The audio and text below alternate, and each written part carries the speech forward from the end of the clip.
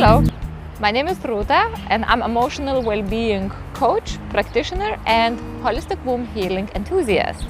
So today is another part of our emotional alphabet and I wanted to talk to you about integrity in building expectations. Very often we actually, is like many topics right now to me that coming up as kind of relevant is about integrity and being truth with yourself and with others.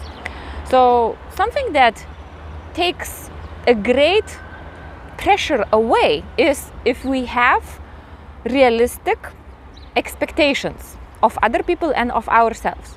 If we want to have other people correct expectations of us, what is important is to present realistic expectations from us as from people and to build that expectation in a correct way.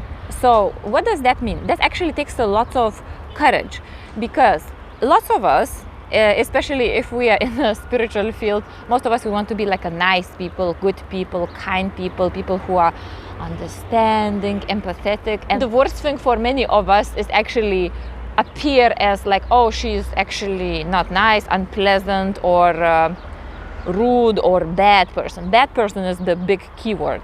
So often we actually to appear as a nice, as a pleasant, as this, I don't know, I want to say enlightenment.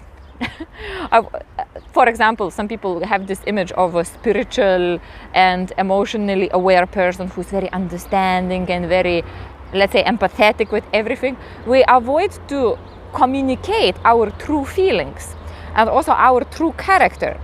So we can say sometimes yes when we don't mean yes. And what does that do? We think for that moment somebody asked us to do something and we say yes.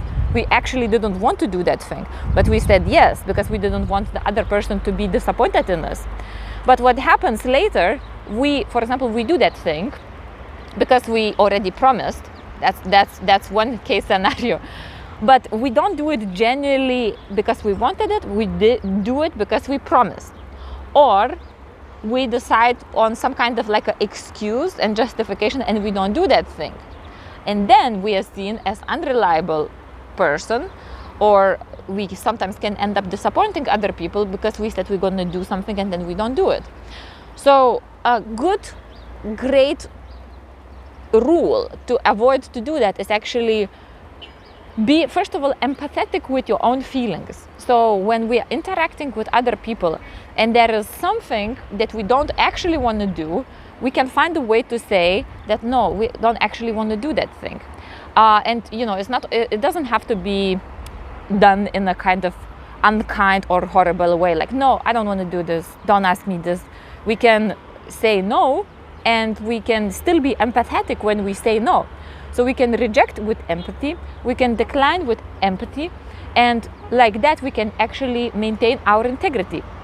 Good thing that starts to happen when we start to maintain our integrity by being true to our feelings and communicating, for example, what we want to do, what we don't want to do, is we start to get this also trust, not only this reputation of trust we start to build with other people, we also start to feel a sense of pride and honor, and we start to feel like people who have integrity. We start to feel like I'm a person of integrity because if I don't mean something, I won't say that. And when we have this vibration in ourselves, we keep on attracting people and circumstances that reflect that. So my message for this topic is building expectations, correct expectations, is not really strategy. It's not really manipulation technique. The best thing that you can do for yourself and others is actually to stay as much in integrity with yourself and how you feel about doing something or about someone or about some situation, and communicate those feelings as honestly as you possibly can. Like that, you're gonna have a minimal difference between expectations of others, of you, also expectations of yourself, of you, and what you truly want to do. And like that, you will have this life that is reflecting of your true feelings, and your relationships will be reflective of your own relationship with yourself is an integrity. Thank you for watching, and if you have any questions, please let me know, and I will see you in another episode. I hope you like my new office. Bye bye.